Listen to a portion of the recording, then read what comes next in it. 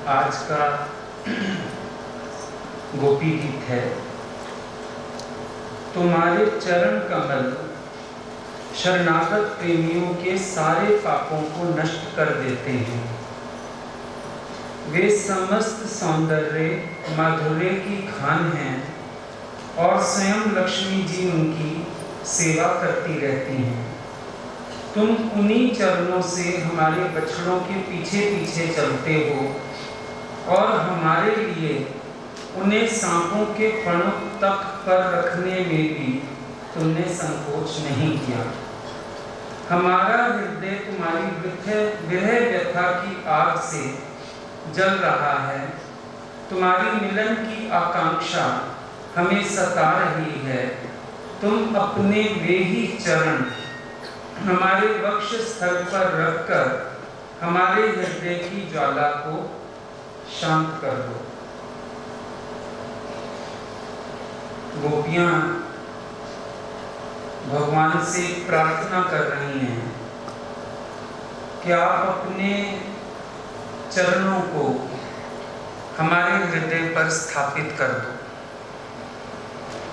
क्यों स्थापित कर दो? कि कुछ ऐसे पाप हैं जो बीच में आ गए हैं। कुछ ऐसे पाप हैं जो पर्दा बन गए हैं।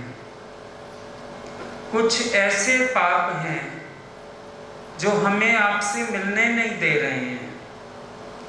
कुछ ऐसे पाप हैं जिन्होंने आपके प्रत्यक्ष दर्शन को रोक रखा है। जब आप अपने चरण हमारे हृदय पर स्थापित कर देंगे तो वो सारे पाप नष्ट हो जाएंगे। उन पापों को नष्ट करने का और कोई साधन नहीं है। बड़े में बड़ा साधन है कि आप अपने चरण कमल हमारे हृदय पर स्थापित कर दो। जहां हमारे हृदय पर आपके चरण आ जाएंगे, अब बाहर से चरण रखने से कुछ नहीं होता। असल में जो चरण कमल का ध्यान कहा जाता है, गोपियां भगवान से वो एकाग्रता मांग रही हैं।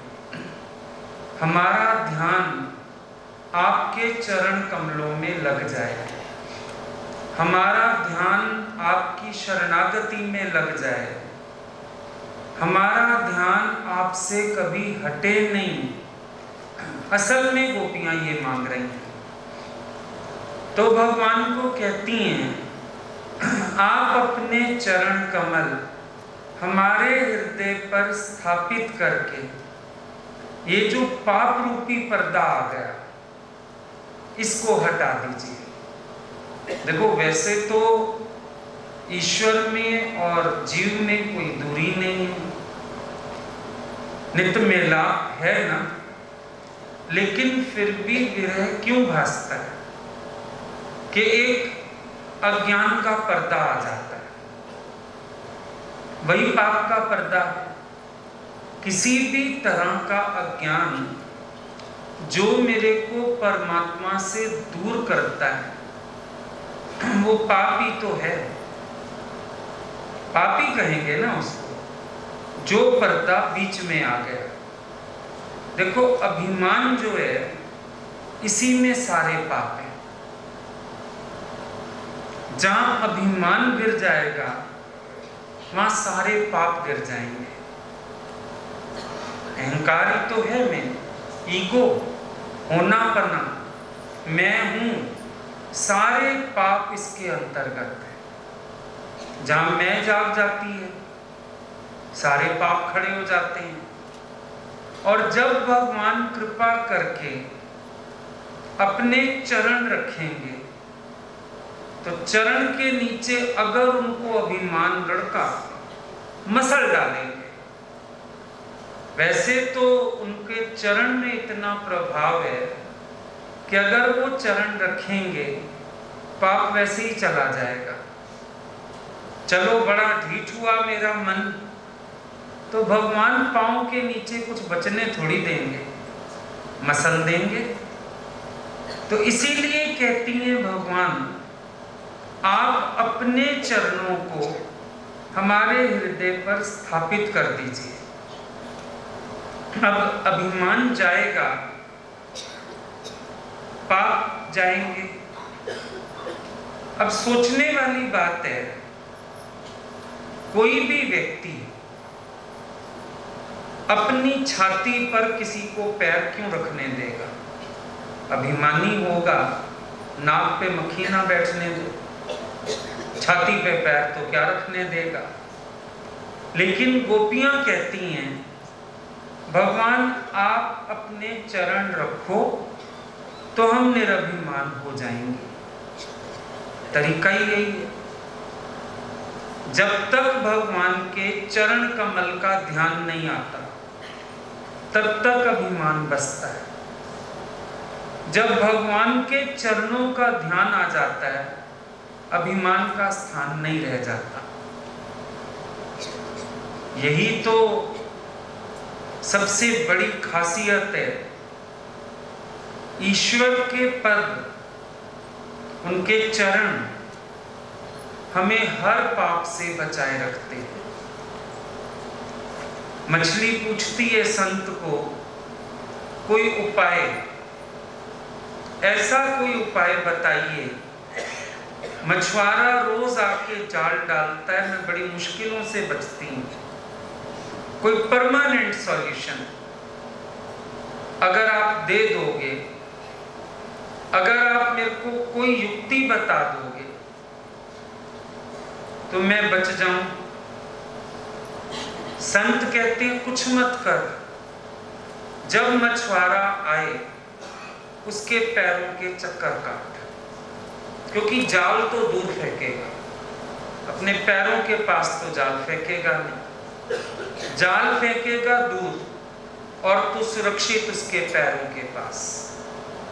यही युक्ति है।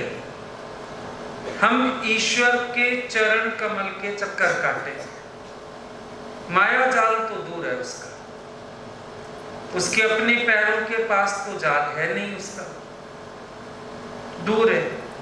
जब हम चरण कमल से लिपटे रहेंगे, क्यों कबीर जैसों ने भी लिखा, चरण कमल से लिपट रहना, भगवान के चरण कमलों से लिपटे रहना, उसमें तेरा कल्याण हो जाएगा।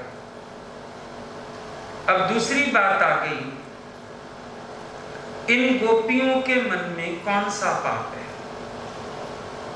जो ये पाप की बात कर रही हैं, भगवान से बार बार कह रही हैं, पर्दा आ गया, पाप आ गए। इन गोपियों के अंदर कौन सा पाप है? वैसे तो और कोई पाप नहीं है इनके अंदर, सच्चाई है। ईश्वर के इतना करीब आने वाला पापी कैसे होगा? और कोई दुनियावी पाप नहीं किया इन्होंने।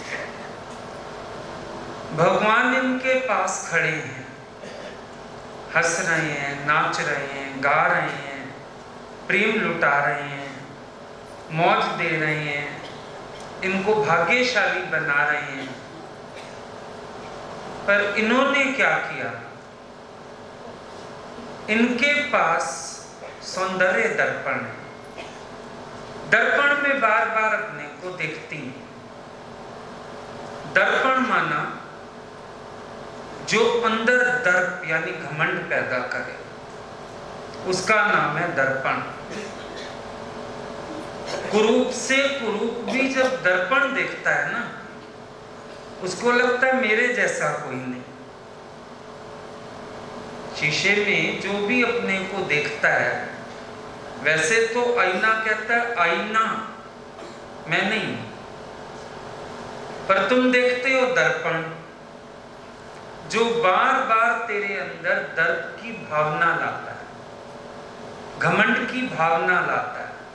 मैं हूं, मैं सुंदर हूं, मैं खूबसूरत लग रहा हूं। तैयारी होते हो आईने के आगे, इधर से देखते हो, दाएं से देखोगे, बाएं से देखोगे, पीछे मुड़ के देखोगे, फ्रंट देखोगे, मैं स्मार्ट लग रहा हूं? मतलब जो अंदर दर्प की भावना बढ़ाए वो होता है दर्पण। और भगवान दर्प को पसंद नहीं करते।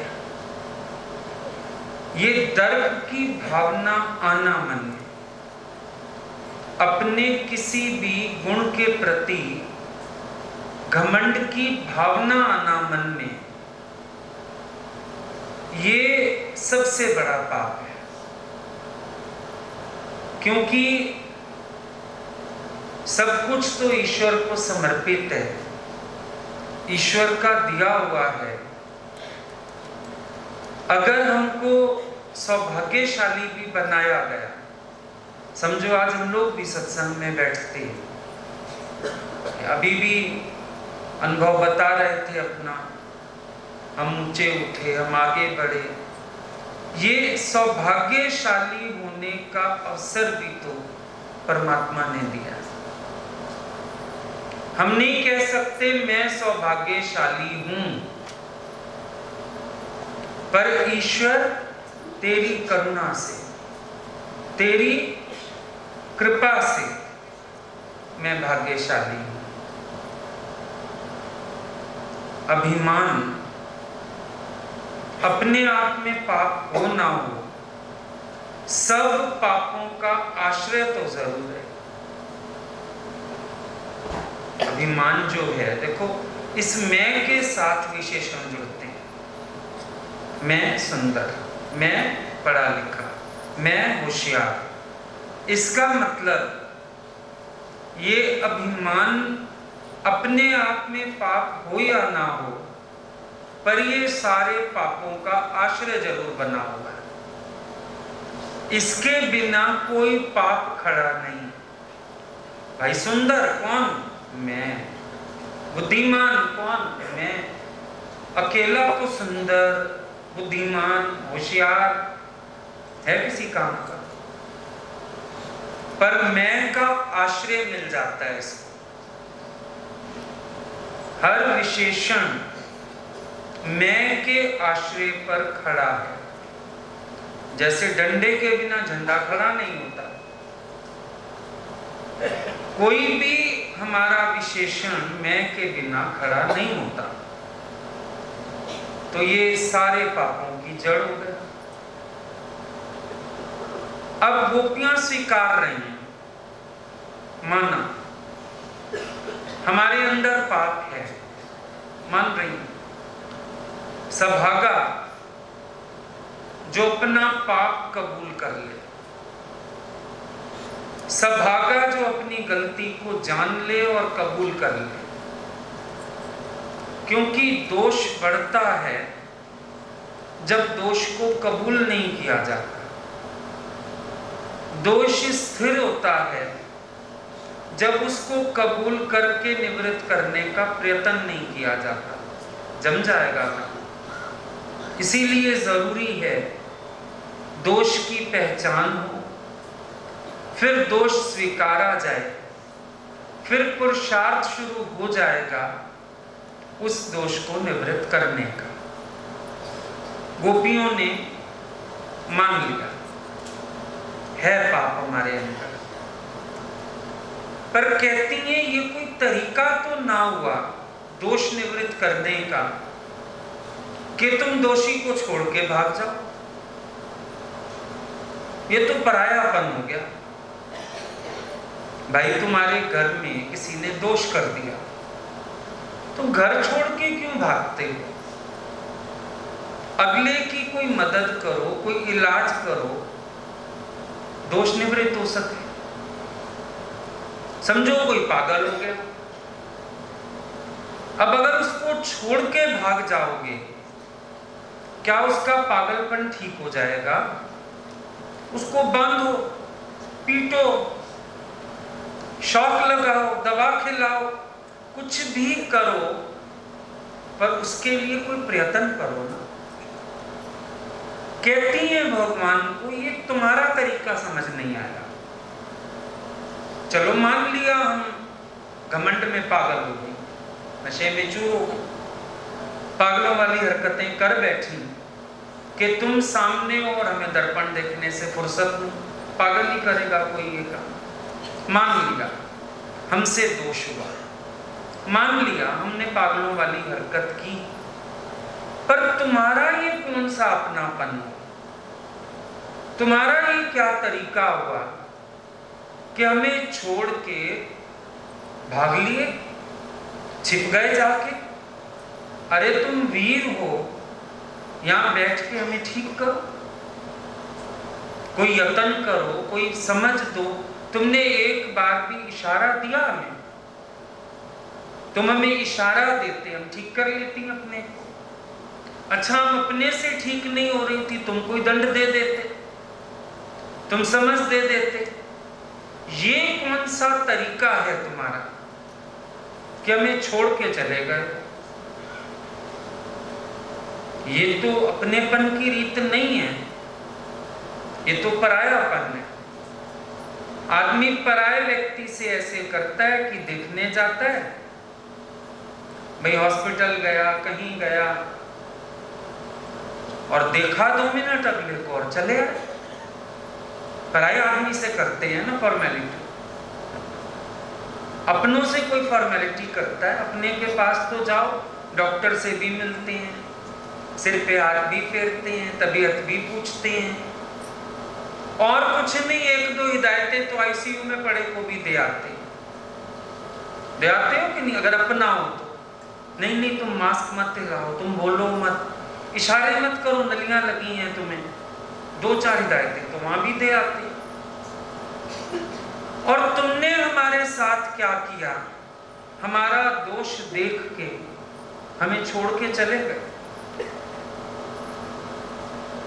हम तो तुझे इतना अपना मानती हैं कि तुमने बजाई रात को बांसुरी, ना हमने दुनिया की परवाह की, ना घर वालों की परवाह की, ना शर्म लाज रखी, सीधी आ गई तेरे पास। इतना अपना।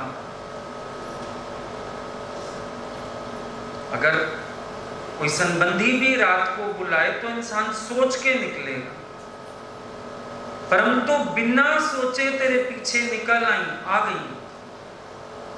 तूने क्या किया? जरा सा एक दोष देखा, बहुत ज्यादा दोष भी नहीं है, जरा सा दोष है। तेरी भी तो कितनी महिमा गाती है, तुझे भी तो कितना कहती है तू ना करियो सिंगार, तुझे भी तो कहती है तेरे मुख पे मन मेरा अटका, तेरी कमर पे मन मेरा अटका, तेरी महिमा भी तो करती है। अब जरा सा मन में अपने लिए आ गया तो तू हमें छोड़ के चला जाएगा। तू 100 बार उठता है, 100 बार नखरे दिखाता है। हम कभी छोड़ के गई? हम अभी आई तेरे पास, तूने तब भी हमारा क्या हाल किया? आधी रात को बुला के कहता है वापिस जाओ। अब हम ना घर की बची नहीं, निकल आई वहां से, तू धक्के मारने को तैयार। उसके बावजूद भी क्या हमने तेरे को छोड़ा? हम गई, हम रूठ के किसी किनारे बैठी। एक तो तेरी सबसे खराब आदत है रूठने की, थोड़ी थोड़ी बात में रूठ जाता है, बात बताएगा नहीं क्या हुआ, मुंह फुला लेगा। या तो बता भाई हाँ मेरे को ये प्रॉब्लम हो रही है तुमसे, हम ठीक कर लें। एक तेरी सबसे बड़ी मुश्किल मुंह फुलाने की, दूसरी तेरी मुश्किल अब तू छोड़ के चला गया, अब तू हमें अलग करके चला गया, ये और बड़ी प्रॉब्लम हो गई। हम कहां ढूंढें, कहां जाएं? हम अबला नारियां हैं, कहां जाएं? अंदर से उनको गुस्सा भी आ रहा है, परेशान भी हो रही हैं, उलझ भी रही हैं, उपाय भी कोई नहीं है। पाप को मान लिया, प्रायश्चित भी कर लिया, भाई अब और क्या चाहिए? भगवान ने क्या किया? एक गोपी के मन में प्रकट हो गए और बड़े प्यार से बोलते हैं, हमको तुम्हारे पाप से डर नहीं लगता। हमें क्या डर है तुम्हारे पाप से? चंगियाइयां बुरियाइयां वाचे धर्म दूर, कर्मी आपो अपनी के नेड़े के लिए। मुझे क्या डर लगने लगा तुम्हारे पाप से? जो मर्जी किया तुमने, भुगतोगी अपना किया। मैं नहीं डरता किसी के पाप से, ना मैं भागता किसी के पाप से। भैया मुझे तो ये डर लगता है, मैं हूं बाल ब्रह्मचारी, स्त्री को स्पर्श करना हमारे आचरण में नहीं। मैं जो तुम्हारी हृदय पे, तुम्हारी छाती पे पैर रख दूं, स्त्री का स्पर्श होने से मुझे पाप लग जाएगा। मैं तो अपने पाप से डरता हूं, तुम्हारे पाप से डरने की मुझे क्या जरूरत है? तुम्हारा कर्म, तुम्हारा पाप तुम जानो। तुम्हारे पाप से मुझे क्यों भय होने लगा? पर मैं नंद बाबा का पुत्र हूं, मैं बड़ी सावधानी से चलता हूं, मेरा आचरण बहुत अच्छा है। बाल ब्रह्मचारी हूं, अजन्मा हूं। अब तुम 4 गुजरी औरतों के पीछे अपने आचरण को दाग लगा। मैं बड़ा सतर्क रहता हूं, छूता नहीं हूं किसी को, परे रहता हूं सबसे। तो मैं तो तुम्हारे पाप से नहीं, अपने पाप से डर रहा हूं।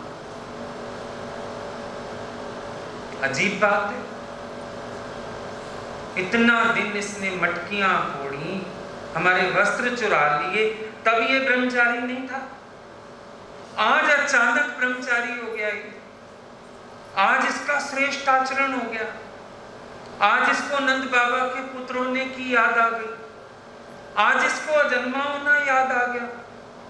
बड़ी बुरी तरह से कलश तो गई, पर पहले ही दूर है, कुछ और ताना तुनका मारा, पता लगे और वापस नहीं आ रहा। पी गई बेचारी अपने गुस्से। कभी कभी ना तुम बच्चे को डांटो, मुंह बना ले, रोटी ना खाए, गुस्सा तो बहुत आता है, लगता है दो जड़ दो, पर फिर सोचते हो और सारा दिन कलेश करेगा, पढ़ेगा नहीं, फिर अपने को कंट्रोल करके अच्छा नहीं बेटा सॉरी, चलो तुम्हारे भले के लिए तो बोलती है ना मम्मी, अच्छा खाना खाओ, चलो लगता है इसका मुंह ठीक करो।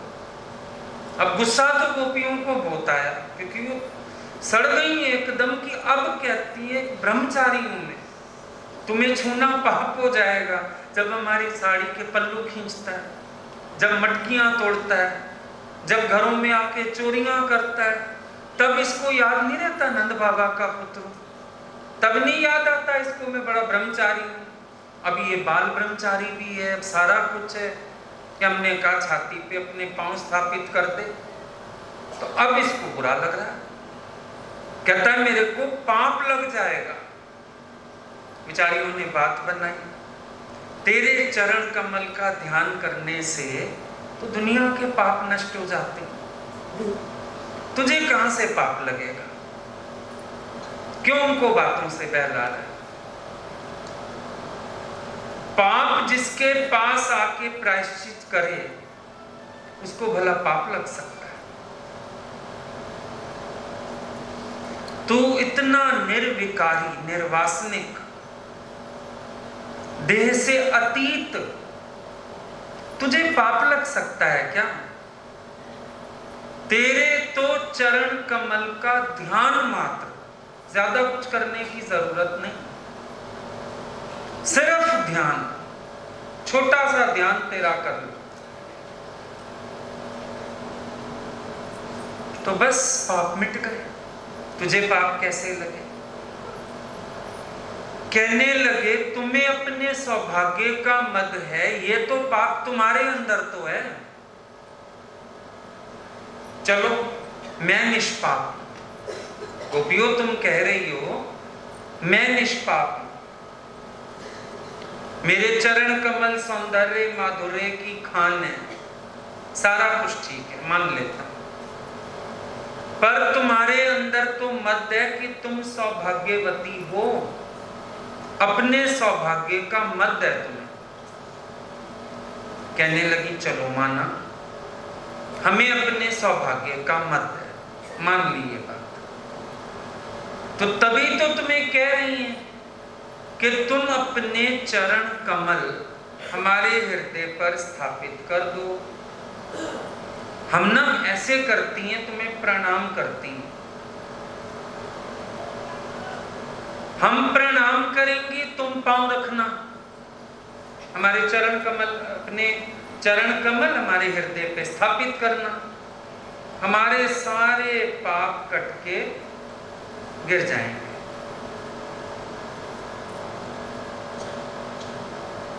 कहते हैं थोड़ा मुश्किल है। क्यों मुश्किल है? क्या मुश्किल है? तुम्हारे हृदय कठोर, मेरे पांव कोमल।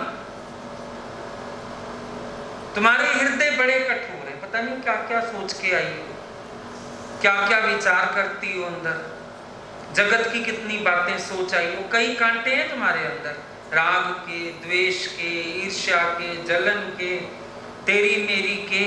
मेरे लिए भी पता नहीं क्या क्या सोचती हो। अच्छा थोड़ी सोचती हो मेरे लिए। कभी मुझे चोर बुलाती हो, कभी मुझे रंगे हाथ पकड़ने की कोशिश करती हो। तुम्हारे हृदय बड़े कठोर, मेरे इतने कोमल कोमल पांव मैं क्यों रखूं तुम्हारे हृदय पे? बेकार मेरे पांव जख्मी हो जाएंगे। ईश्वर को हृदय में पधराना हो ना, हृदय को इन कंकड़ों और कांटों से साफ कर लेना। उसकी कोमलता तुम्हारे ये कांटे पत्थर नहीं सह पाएगी। हृदय शुद्ध करना, पवित्र करना, अंतःकरण को बहुत साफ करना, तब वो आने की सोच सकता है। वो तो इतना कोमल है कि गोपी ने कहा था मैंने तो सिर्फ उसकी तस्वीर को चूमा था प्यार में आके, और जाके क्या देखा उसको नील पड़ गया। इतना कोमल है। तो ये जो हृदय में विकार हैं, ये हैं कंकड़ पत्थर, ये हैं कष्ट देने वाली चीजें भगवान। वो तब सोचेंगे आने की जब तुम हृदय को साफ करोगे। लेकिन खैर यहां तो तकरार दूसरी चल रही है। और भगवान ने जैसे ही कहा तुम्हारे हृदय कठोर, मेरे चरण कोमल, मैं नहीं रखता पैर। अब गोपियों के तेवर चढ़ गए। कहती हैं तुम उन्हीं चरणों से हमारे बछड़ों के पीछे पीछे चलते हो। क्या अर्थ है? चिढ़ के कहती हैं जब तू पशुओं के पीछे पीछे जाता है, गायों के पीछे जाता है, बछड़ों के पीछे जाता है। अब जानवर है तो सीधे रास्ते तो चलेगा नहीं, जंगल में कोई टाइलों वाला रास्ता तो बना नहीं हुआ। और जब अगलों को घास खानी है, गायों को, बछड़ों को, उतर जाएंगे नीचे घास वाले मैदान में। वहां तो कांटे भी हो सकते हैं, खरपतवार भी हो सकती है। तो ये तो नहीं ना कि गाय बछड़े उधर चरने चले गए तो कोई सीधी पगडंडी पे चला जा रहा है। मतलब पशुओं के पीछे तू चलेगा, उनके पीछे जाने में तुझे कोई तकलीफ नहीं होगी। हमारे हृदय पे पैर रखने में तुझे बड़े कठोर हृदय लग रहे हैं, तू जख्मी हो जाएगा, तेरी कोमलता सहेगी नहीं, वो तेरे से नहीं होगा। क्योंकि हम जो कह रहे हैं याद दिलाने लगी हूं। बोला याद कर, एक बार यशोदा ने कहा था कि तू अभी छोटा है, गैया चराने जाता है। वहां रास्ते में कांटे हैं, पत्थर हैं, धरती साफ नहीं है, तू जूते पहन के चला जाएगा। तो तेरा जवाब क्या था? मां अगर देवता आगे नंगे पांव चल रहा,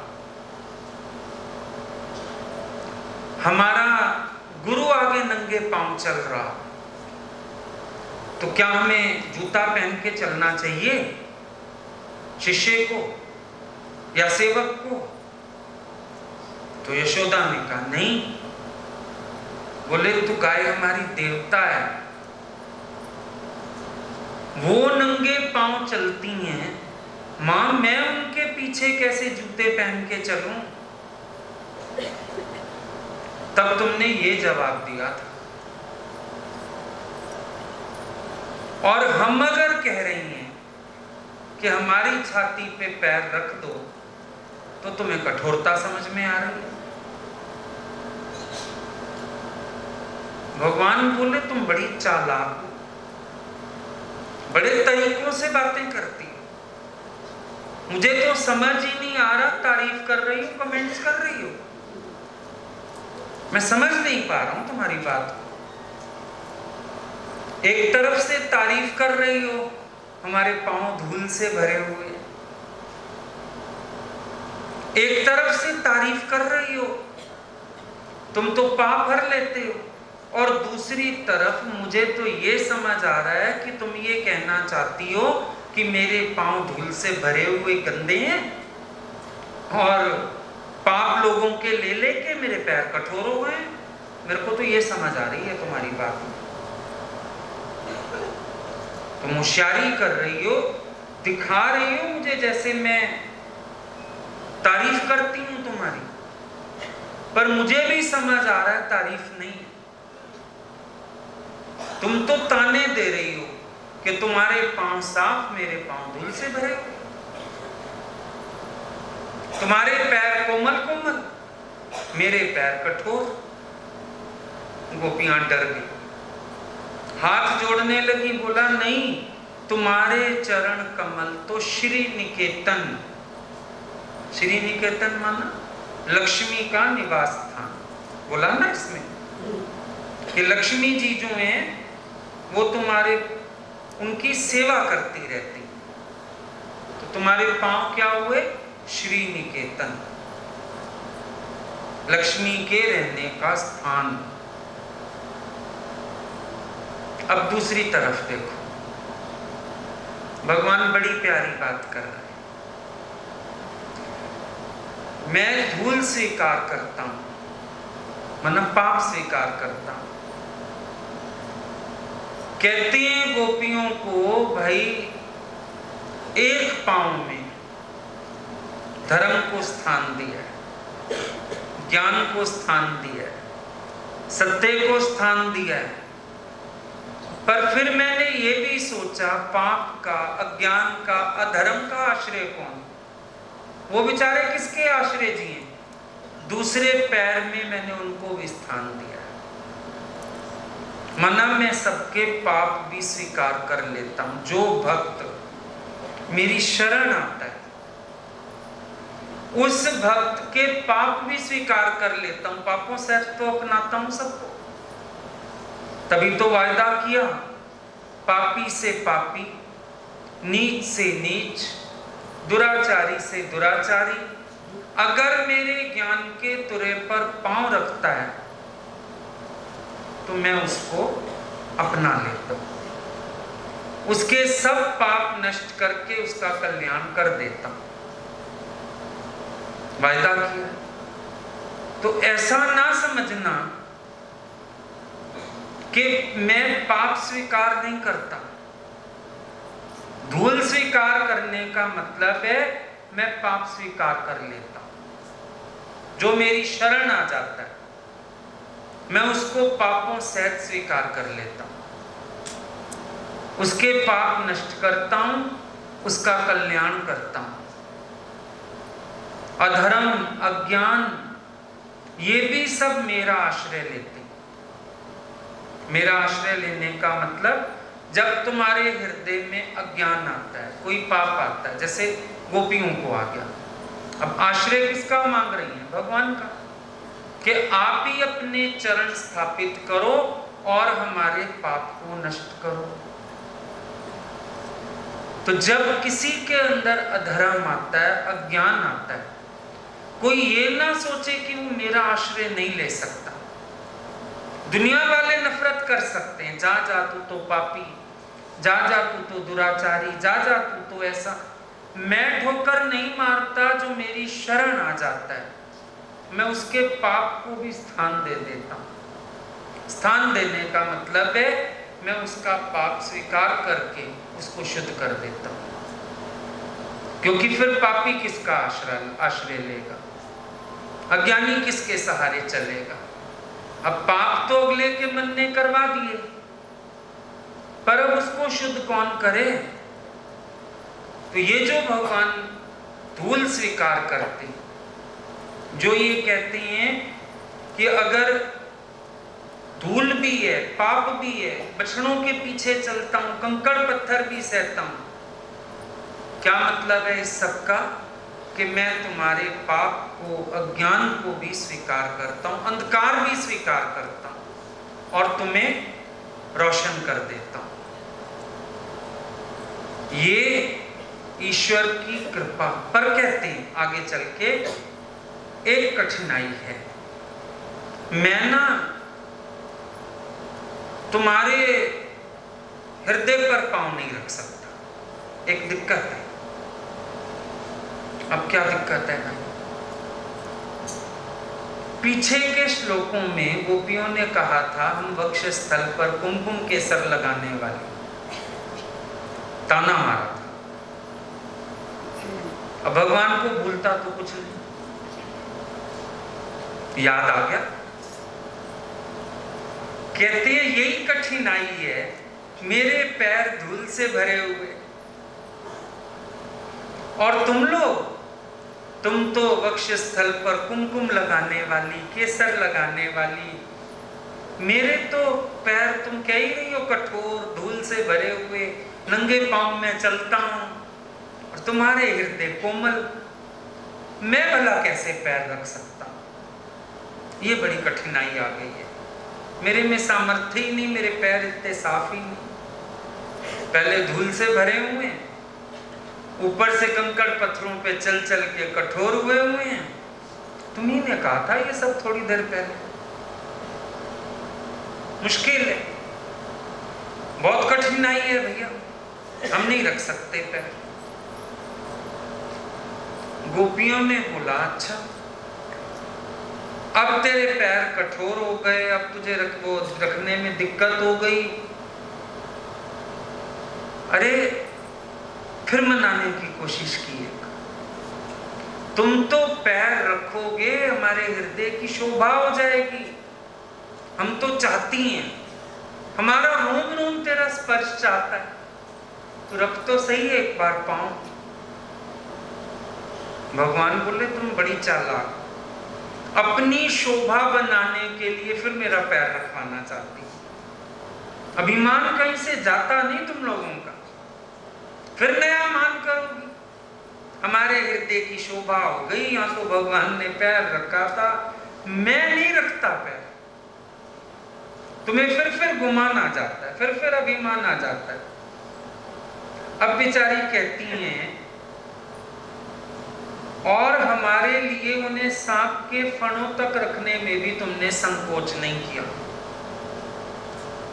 अब थोड़ा सा गुस्सा आ गया। कहती हैं हमारे वक्ष स्थल पर पैर रखने में तुझे दिक्कत है।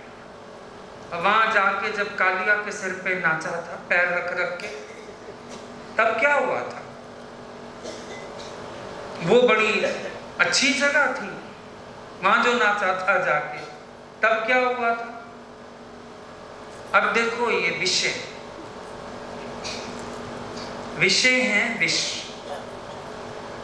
इंद्रियां हैं कालिया नाग, सहस्त्र वृत्तियां विषयों वाली,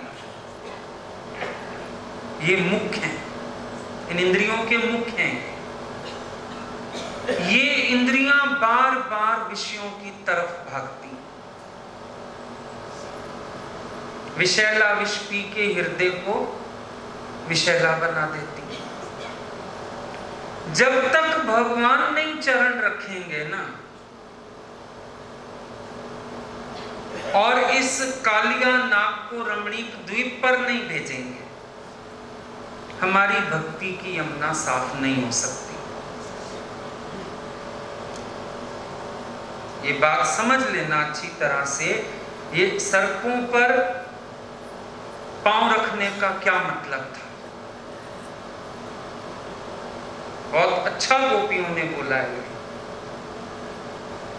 सहस्त्र मुख था कालिए का, वो वृत्तियां हैं हमारी जो बार बार बहिर्मुख होती हैं, बार बार विषयों की तरफ जाती हैं, बार बार इंद्रियों को देखो विषयों के रस आकर्षित करते हैं। तुम्हें अगर एक संकल्प से बांध भी देना, 8 दिन तुम्हें कोई विचार नहीं करना, ऐसे मूर्ख हो 9वें दिन का इंतजार करते रहते। ये नहीं सोचते इन 8 दिनों में विषयों का विष बिल्कुल छूट जाए। ये नहीं सोचते ये 8 दिनों की ब्रह्माकार वृत्ति, ईश्वरीय वृत्ति मेरी परमानेंट हो जाए। पर मन सोचेगा अच्छा 8 दिन का संकल्प किया ना मैंने, फिर क्या करेगा? 9वें दिन जाके वर्तेगा विकारों में। ये आदत है, संभालना इसको। गोपियां कहती हैं अगर इतना भयंकर सर्प था कालिया नाग, तुमने क्या किया? तुम्हारे जो ये चरण है ना, दोष निवृत्त करने वाले, दोष निवर्तक, तुमने अपने दोष निवर्तक चरण उसके सिर पे रख के उसका कल्याण कर दिया।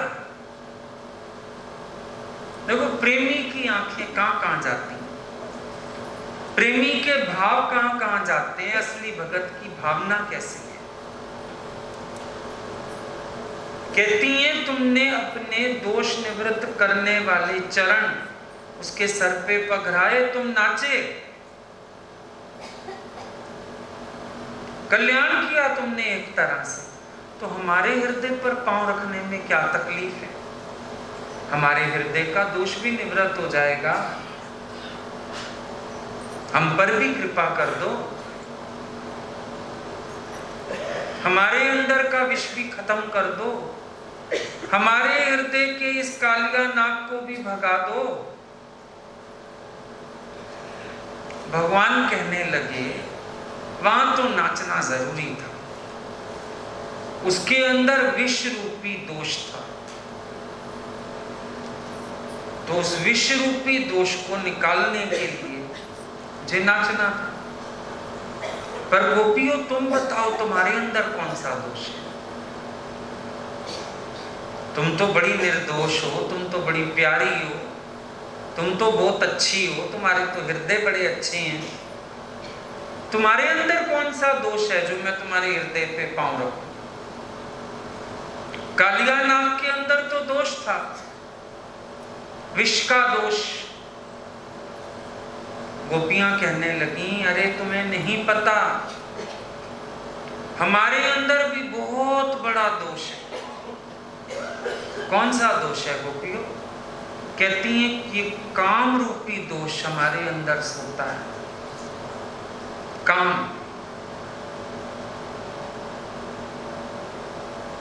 जैसे सांप सोता है ना, ऐसे काम सोता है।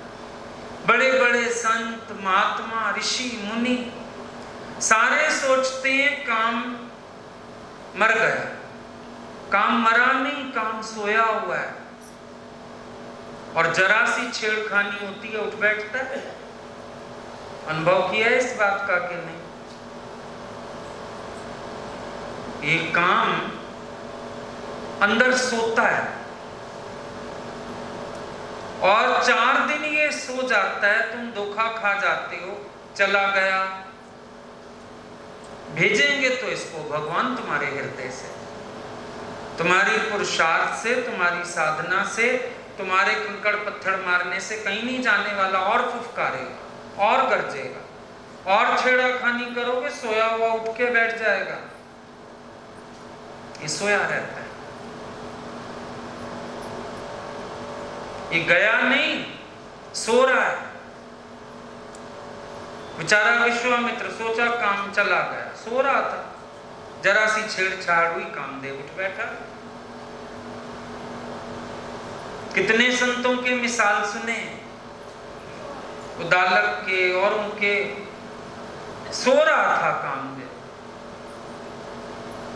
सबने सोचा मर गया, चला गया, नहीं, वो तो सो रहा था। और छेड़ाखानी होती है जरा सी, उठ के बैठ जाता है। एक तरह से अगर हम देखें, गोपियां कहती हैं कोई तो पहाड़ का किला बना ले,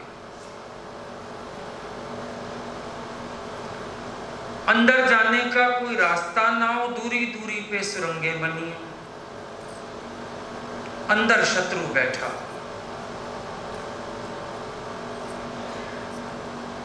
अगर उस शत्रु को मारना है तो क्या करना पड़ेगा? किला तोड़ना पड़ेगा। गोपी हृदय किला है, इंद्रियां सुरंगें हैं, और कामदेव शत्रु है जो अंदर बैठा है। कहती है भगवान अगर शत्रु को मारना है ना, एक लात लगा के किला तोड़ो पहले, मतलब हमारे हृदय पे पांव रखो, ये किला टूटे। ये किला टूटेगा तो शत्रु मरेगा, वरना ये शत्रु कैसे मरे?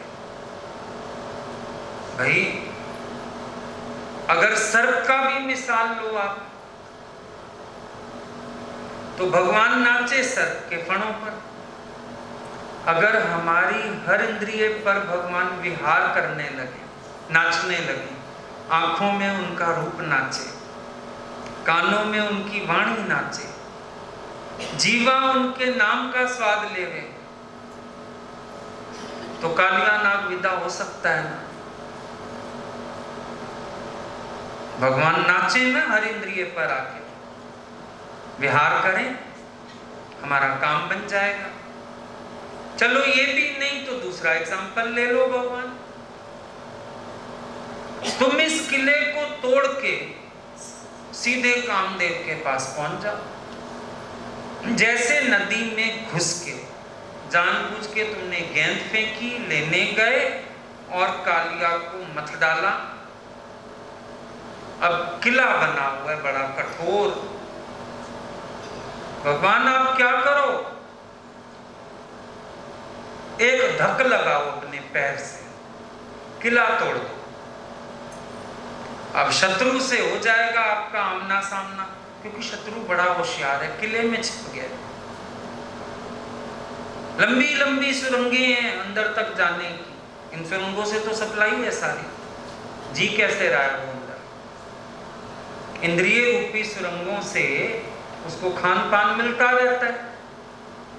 कहती हैं भगवान कृपा करो, मारो कस के धक्का है, किला तोड़ दो, अंदर घुस जाओ, आमना सामना हो जाएगा, शत्रु मर जाएगा। अच्छा दूसरी बात समझो, भगवान ये नहीं समझते हो, दूसरी समझो। तुम्हारे चरण में अंकुश का चिन्ह है, कामदेव मत वाला हाथी है, सारा दिन तंग करता है, कभी कहां से आता है, कभी कहां से आता है। तो कामदेव को कैसे वश करें? मतवाला हाथी अंकुश से वश होता है। आप क्या करो, आपके चरण कमल में अंकुश का चिन्ह है, यहां रखो हमारे हृदय पर पैर अपना, इस मतवाले हाथी पे जरा अंकुश डाल दो। आप वश करोगे तो ये वश हो जाएगा, वरना वश करना बड़ा मुश्किल है। आपकी कृपा चाहिए इसको वश करने के लिए। देखो, भगवान को पकड़ाओ, भगवान को बुलाओ, भगवान से प्रार्थना करो। बड़ा अभागा है जो भगवान से हर पल प्रार्थना नहीं करता इस दोष की निवृत्ति के लिए। अभागा है ना।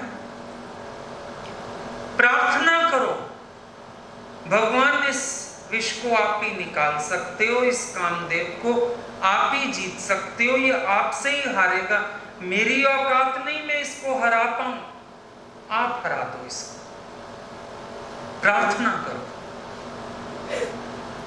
नित्य प्रार्थना करो भगवान से। इसमें कोई शर्म वाली बात नहीं है। भगवान भी जानते कि हृदय में काम का ऐसा वास है जो सबको सता रहा है और वश नहीं आ रहा। तो क्या हुआ? प्रार्थना करो, भगवान इस कामदेव को आप वश करो। आप करो कुछ भी यत्न, चाहे तो सर्प के फणों की तरह मेरी इंद्रियों में विहार करो, चाहे किला तोड़ के इसका संहार करो, चाहे इस मतवाले हाथी को वश करो। ये कृपा तो आपको करनी होगी, मेरे वश का नहीं है ये आपको कृपा करनी होगी। देखो, शत्रु पर कभी दया नहीं करनी चाहिए।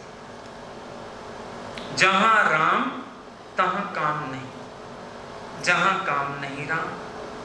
तुलसी दोनों कब रहे रवि रजनी एक धाम। तो शत्रु पे दया क्यों करनी? चलो किले में छिपा हुआ है, छिपा रहने देता हूं, चलो रह रहे नदी में रहने देता हूं, क्यों दया करनी भाई? और भले अभी ना भी कह रहा हो, जब से सत्संग आए हैं ना, बहुत फर्क है, अब मन नहीं भटकता। अरे भटकता नहीं, भटक तो सकता है। तंग नहीं कर रहा कामदेव पर, तंग कर तो सकता है। शत्रु पे दया करने की क्या जरूरत? सीधा भगवान को बुलाओ, इसका संहार करो, निश्चिंत जीवन जियो। क्यों दया खाए बैठे हो भाई इस पे? करा देता है ये गलती, कोई बड़ी बात नहीं है। बड़े बड़े संयमी, नहीं जी मैं तो घर में भी संयम से रहता हूं, ऐसे रहता हूं, और बाहर जाके लुढ़क जाते। तो इसका मतलब अभी कुछ कह नहीं रहा, पर कह तो सकता है ना। सो रहा है ना, कभी तो जागेगा। पता लगे विश्वामित्र की तरह 10,000 साल बाद जागा, दिक्कत हो जाएगी ना। इसीलिए शत्रु पर दया नहीं खानी, इस काम पर दया नहीं खानी है। भगवान से डायरेक्ट सामना करवा के भिड़वा दो।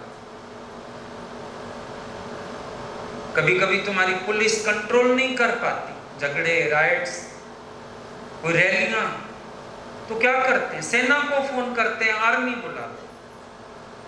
बस तुम भी आर्मी बुला लो, तुमने फाइट करके देख ली ना, नहीं बनी बात। अब भगवान को बुला लेना ही समझदारी है, उनको प्रार्थना करना ही समझदारी है, उनके आगे झुक जाना ही समझदारी है। तो गोपियां क्या कहती हैं? भगवान हमारे हृदय में काम है। क्या काम है? मिलन की आकांक्षा हमें सता रही है। अब देखो, अगर वो कहती ना तुमसे मिलने का मन है, भगवान कहते मेरा कोई मन नहीं। अगर वो कहती भगवान तुम आ जाओ, बातें करने का मन है, कहते मेरा कोई मन नहीं। सीधे जवाब है उनके पास, मैं दिल बहलाने का साधन हूं, मैं बातें करने के लिए हूं। कोई ना कोई डायलॉग मार देते भगवान।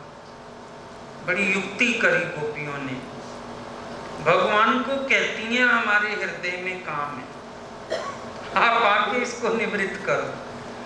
असल में ये गोपियां तन मन धन भगवान को अर्पण करना चाहती हैं। ये गोपियां भगवान को सुख देना चाहती हैं। ये गोपियां भगवान को अच्छा भोजन कराना चाहती हैं, पर कह रही हैं हमें भूख लगी है।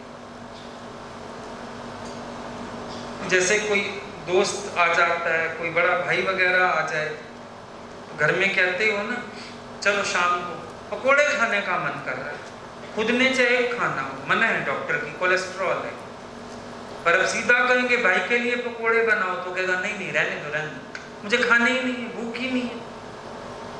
कभी किसी को खिलाने के लिए भी हम ये कहते हैं हमें खाना है, होता नहीं है, अक्सर करके होता है। किसी को खिलाने के लिए हम दोष लेते हैं अपने में। ये गोपियां चावल की तरह आई हैं, बिना किसी बीच में वो जो आ जाते हैं ना, क्या कहते हैं उनको, तृण, वो बीच में आ जाते हैं, फिर पकी हुई हैं, उबाला है तपस्या में, खिली हुई हैं, सफेद है, आई तो भगवान को सुख देने, पर कह रही हैं भगवान तुम हमें सुख दो। ये इन गोपियों की रमज है। देखो भगवान इनके लिए बोलते हैं कि इन गोपियों का ऋण तो कभी मैं भी नहीं उतार सकता। क्या ऐसी गोपियों के अंदर कोई काम आया होगा? सोचने वाली बात है।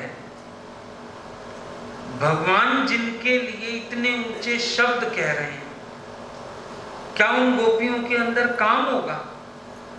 नहीं है। पर भगवान को कैसे बुलाएं, उनको सुख कैसे दें, उनकी सेवा कैसे करें, उनको खुश कैसे करें? वो तो अपने आप को न्यौछावर करके भगवान को सुख देना चाहती हैं, और भगवान सुख स्वीकारेंगे नहीं ऐसे, तो कहती हैं हमारे हृदय में काम आ गया,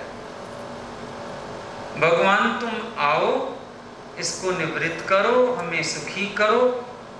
सुखी खुद नहीं होना चाहती, पर सुख देना चाहती हैं। ये निष्काम भक्ति है, ये निष्काम प्रीत है, जिसमें भगवान से किसी सुख की आकांक्षा नहीं होती, बल्कि हम भगवान को खुद सुख देना चाहते हैं। इसमें ये भाव नहीं होता मुझे क्या मिलेगा, पर इसमें ये भाव होता है ये तन मन धन भगवान का है, किसी तरह उनके काम में आ जाए। तो धन्य है ये गोपियां, धन्य इनका प्यार है, धन्य इनकी निष्कामता है, जो तरह तरह की मिसाल देके भी भगवान को सुख देना चाहती हैं, अपने ऊपर काम का दोष लेके भी भगवान को सुख पहुंचाना चाहती हैं, अपने अंदर भूख ना होते हुए भी भगवान को कह रही हैं हमें भूख है। भगवान तो कहेंगे नहीं मैं तुमसे मिलना चाहता हूं, भगवान तो कहेंगे नहीं मैं तुम्हारे हृदय पर पांव रखना चाहता हूं, पर ये गोपियां रमज करके, अपने पे दोष लेके, अपने आप को निमाना करके भगवान से कह रही हैं कि भगवान आप हम शरणागत गोपियों के वक्ष स्थल पर अपने चरण कमल रख दो, आप हमारे हृदय में आ जाओ। आपने तो जानवरों के पीछे चलना मंजूर किया हमारे खातिर, ताकि गांव में दूध दही की कमी ना हो, मक्खन की कमी ना हो। आपने तो हमारी खातिर सर्प के फणों पर भी नाचना मंजूर किया, उसके जहर की ज्वाला ने भी कितना कष्ट दिया होगा।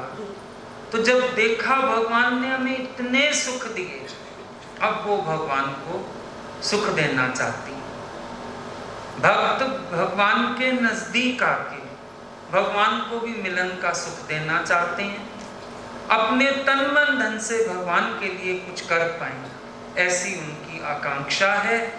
ये सब उनके प्यार का प्रतीक है। ठीक।